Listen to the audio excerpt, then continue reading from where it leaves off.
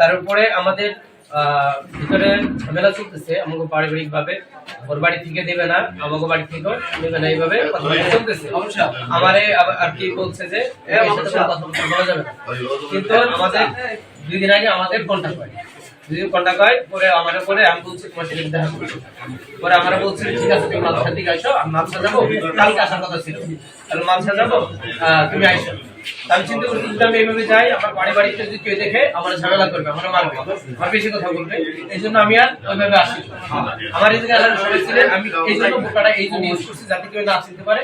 আমি ওখানে যা করবো, আমি শুধু আইসা লাইব্রেরি ওখানে লাইব্রেরি স্যারের সাথে কথা বলছি, তারপর সারা টিয়া পেয়ে গেছে আমি তারপরে সারা দিয়ে আর আমার মারা শুরু করছে, এলাকার মানুষ যাচ্ছে তারা আমার মারছে, বিম্বারা মারছে, মারার পর তারপর আপনার স্ত্রীর কাছে আসবে বুরকাপুরে এই কারণে আসছি যে আমার পারিবারিকটা কথা বলা নিষেধ, এবং যদি জানে যে আমি ওর সাথে কথা বলতেছি এটা আমার বাড়ি বলে দিলে আমার উপরে সরসানি করবে। এটা পয়জনিং নিয়ে এসে মেয়েদেরকে এমন বিরক্ত করছে, মেয়েরা ক্লাস থেকে দৌড়ে বেড়ে গেছে, মাদ্রাসায় তারা পড়বে না। আমরা এখন এই ছেলেকে নিয়ে আতঙ্কিত, আমরা আপনাদের মাধ্যমে এই ছেলের ন্যায় বিচার চাই যাতে মাদ্রাসার ক্ষতি না হয়। এর কথাবার্তার তাতে আমরা পুরুষ শিক্ষকরা তারা আতঙ্কিত, এ আমাদের পুরুষ শিক্ষকদের ভয় দিচ্ছে, হুমকি দিচ্ছে। শুনতে পারলাম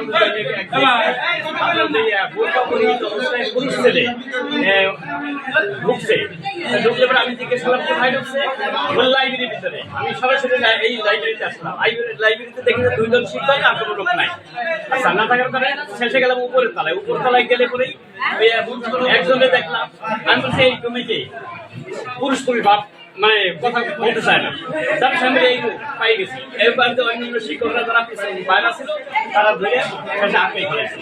এই আটকানো অবস্থায় তারপরে আমরা আপনাদেরকে সংবাদ জানাচ্ছি।